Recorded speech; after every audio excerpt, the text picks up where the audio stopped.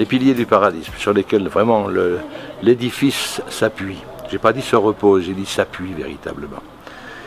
Le premier, il est tout simple, mais ô combien nécessaire.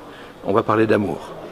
Le premier pilier, ça s'appuie sur l'amour, c'est-à-dire qu'il est indispensable que la société prenne cas de ce qu'est l'individu.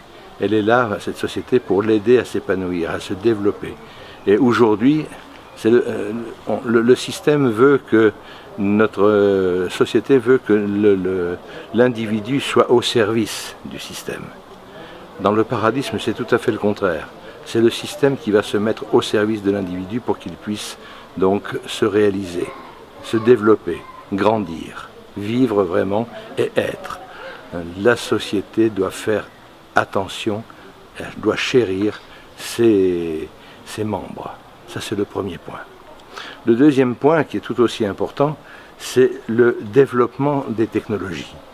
On est dans une époque où il est fini le temps d'aller travailler, d'aller s'esquinter la santé. Comment disait-on? Il y a un adage qui disait tu vas aller travailler à la sueur de ton front. C'est fini maintenant. Nous avons des technologies extraordinaires aujourd'hui qui sont là pour nous libérer totalement, je dis bien, de l'exercice du travail. Je reprends l'étymologie du travail, rappelez-vous, en latin, trepalium, instrument de torture. Eh bien, c'est fini, nous ne sommes plus là pour nous faire torturer. Nous avons des robots de plus en plus sophistiqués, des nanorobots qui sont là et qui vont nous permettre de nous dégager du travail contraint et forcé.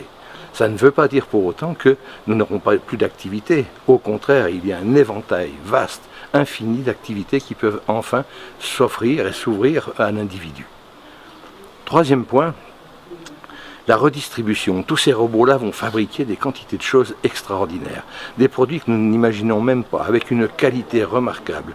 On ne verra plus la notion d'obsolescence programmée. On va avoir des produits qui seront solides, parfaitement réalisés, parfaitement faits, et puis qui pourront, dans un turnover, nous amener le progrès, le modernisme. Ce sont les robots qui vont fabriquer. Et qui vont fabriquer à un moment donné jusqu'à être en mesure de pouvoir annoncer un terme qui est presque grossier aujourd'hui, c'est gratuité.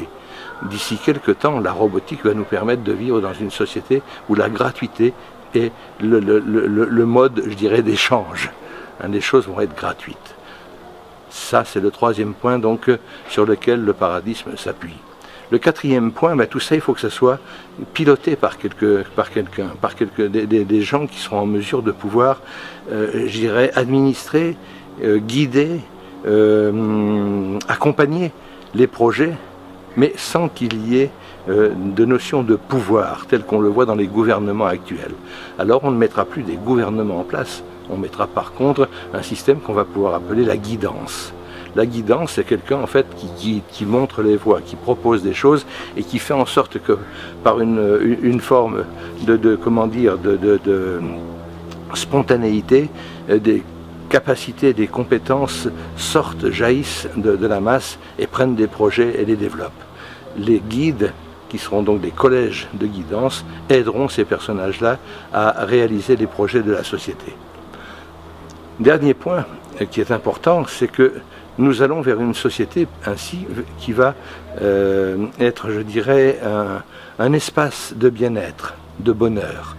Eh bien, tout le principe du paradisme, c'est de faire en sorte d'amener, étape par étape, bien sûr, une ère de bonheur et d'être capable de le mesurer et de vérifier donc à chaque instant si les humains sont dans le bon état dans lequel ils espèrent être toute leur vie. Et là, c'est les 5 points, les 5 piliers fondamentaux: l'amour, la technologie, la redistribution, avec un revenu, par exemple, de bien-être, la guidance, et puis le bonheur.